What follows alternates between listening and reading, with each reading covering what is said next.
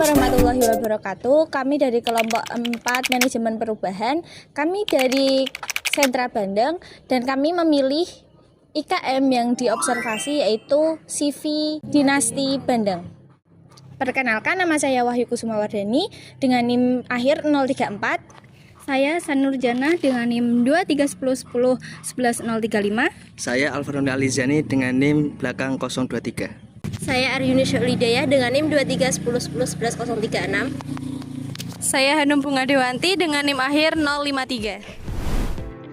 Dulunya Pak Mulyono adalah pemilik kantor konsultan pajak, tapi banyak hal yang nggak sesuai dengan hatinya. Akhirnya ia memutuskan untuk berhenti dan mencoba berbisnis. Ia pernah menjual spare part programming, kayu jati, hingga barang bekas, tapi semuanya nggak ada yang klik. Nah, setelah vakum dari bisnis terakhirnya, ia coba mengobrol dengan istrinya soal ide bisnis baru. Tiba-tiba kakak iparnya menyeletuk, Semarang kan terkenal dengan Bandeng, kenapa nggak bisnis Bandeng aja? Awalnya Pak Mulyono menolak karena ia mengira bisnis yang dimaksud adalah bisnis Bandeng Presto. Tapi suami dari kakak iparnya menimpali, bukan Bandeng Presto, tapi Bandeng tanpa duri seperti yang ada di Filipina. Ia penasaran, lalu ia buru-buru mempelajari cara membuatnya. Awal ia jualan susah banget karena orang-orang belum familiar dengan produk ini.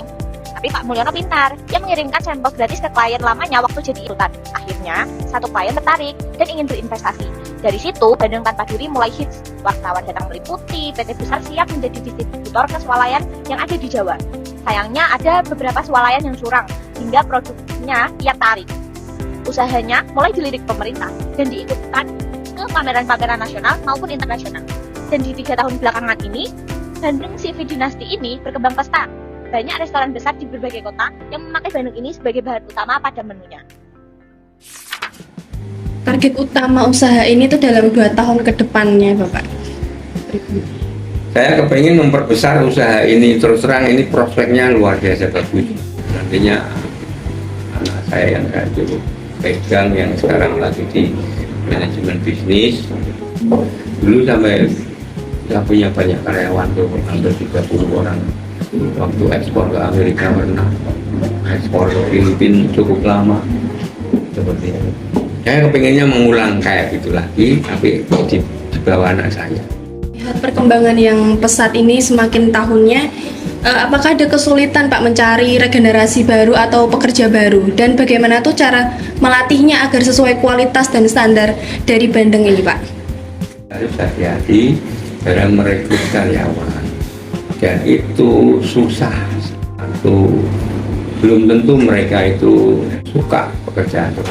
Cuma mereka itu nggak bisa ITK, nggak bisa minum kuku, nggak bisa pakai baju bagus kalau berangkat atau gimana gitu. Jadi angel. Kendala utamanya itu adalah SDM. Berapa maksimal sih Pak penggunaan alat di Bandeng ini, Pak? Alat-alat nggak banyak, paling ya pinset, kemudian gunting, peso juga, atau orang pegang peso juga.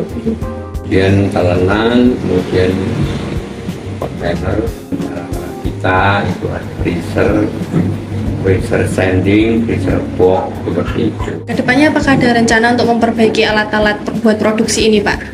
Perbaikan ke depan saya sampaikan ingin lebih berkembang. Kami sudah mulai akan membuat cold storage, mini cold storage. Ini dengan 1 mini cold storage itu cukup menampung 2 ton saja cukup. Kayak cool room gitu ya, Pak ya? Ya. Kemudian satu lagi ada alat yang penggantiannya periodik gitu, mesin pengasapan. Mesin pengasapan itu penggantiannya tiap 5 tahun jadi Untuk industri ini sendiri tuh sudah memiliki izin resmi nggak sih Pak? Seperti sertifikat halal? BPJP, NPWP, PKP, PPN, kemudian halal. Nah, untuk kendalanya dalam menjaga kebersihan dan kualitas produknya sebelum dipasarkan itu gimana ya Pak? Ya ada QC-nya, ada yang quality control-nya ya Pak. Ya. Untuk industri ini sendiri tuh merespon perubahan konsumen yang beralih dari offline terus ke online atau digital tuh gimana ya? Saya enggak pernah. Jadi Bapak lebih menghindarinya ya? Menghindari itu pakai itu apa kita free, nggak ada yang free. Iya betul Pak. Berarti sejauh ini sudah menggunakan e-commerce untuk penjualan atau malah tetap tidak pernah gitu? Ya. Saya tidak mau itu, cuma dulu pernah dibikinkan oleh Departemen Kelautan dan Perikanan, pernah dibikinkan, itu pun nggak pernah kami buka, nggak pernah apa. Tadi sudah dijelaskan bahwa Bapak itu menghindari e-commerce atau bahkan tidak menggunakan e-commerce ya Pak. Nah, untuk mengatasi persaingan nih dari industri lain yang menggunakan e-commerce ataupun penjualannya menggunakan e-commerce tuh gimana nih Pak respon dari? Saya cuma punya keyakinan kalau produk kita itu bagus, bahkan paling bagus, yakin dicari orang. Bagaimanapun caranya. Saya tuh jarang sekali yang namanya promo yang namanya apa, iklan, segala macam. Tidak pernah. Itu lebih mengutamakan kualitasnya daripada e-commerce atau promo-promo gitu gitu Pak ya? Ya. Siap. Tapi memang kalau bisa memanfaatkan yang baik juga bisa lebih baik. Kalau memang dunianya sekarang kan dunia Digital, era digital. era digital. Berarti untuk kedepannya, untuk anaknya Bapak nanti tetap menggunakan e-commerce atau? Saya menyarankan, karena saya pun kan juga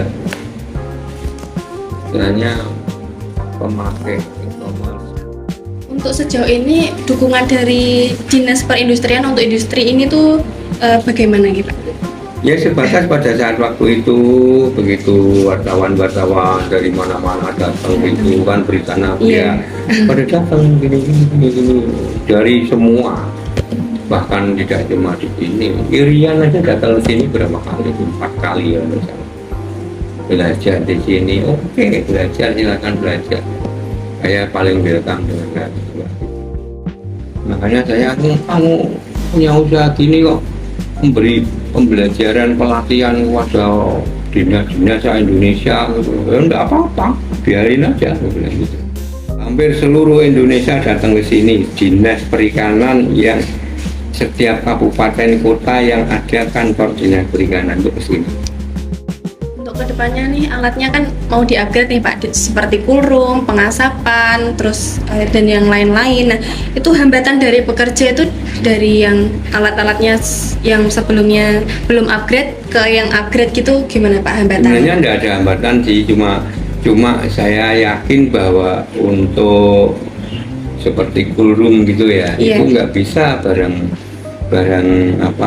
mentah, barang lembek langsung masuk.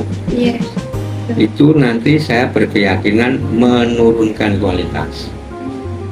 Jadi walaupun ada coolroom, saya nanti kedepannya tetap saya akan pakai standing freezer. Dibekukan dulu di situ, cepat beku, dibekukan masuk. Gak bisa barang baru dibikin, di packing masuk gitu. Ya beku tapi lama. Dan ada apa? Segang waktu yang cukup lama itu merusak. Sampai itu. Nah, senangnya kalau coolroom itu bisa sesuai dengan permintaan konsumen gitu. Dari industri ini tuh gimana Pak cara mengelola limbahnya? Oh limbahnya itu banyak yang meminta. Oh kayak meminta malahan gitu Pak? Peternakan lele itu pada datang sini untuk melamar itu. Berarti untuk limbah itu dikasihkan atau dijual kembali? Dikasihkan saja gitu Pak ke pihak lain? Kalau Anda nggak usah nanya gitu, pastinya dikasihkan. Kalau saya jual ya nggak gitu lah. Ibaratnya nggak mau lah kayak gitu. Ya biasanya memilahnya kayak gini nih. Ini baru dibikin.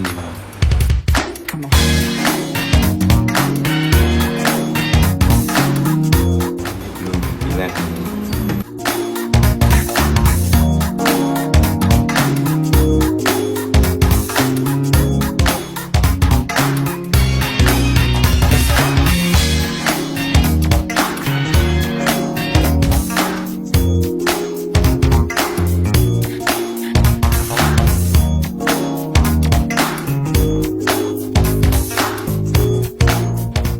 Sekian observasi dan wawancara kami di CV Dinas di Bandeng. Kurang lebihnya mohon maaf. Wassalamualaikum warahmatullahi wabarakatuh.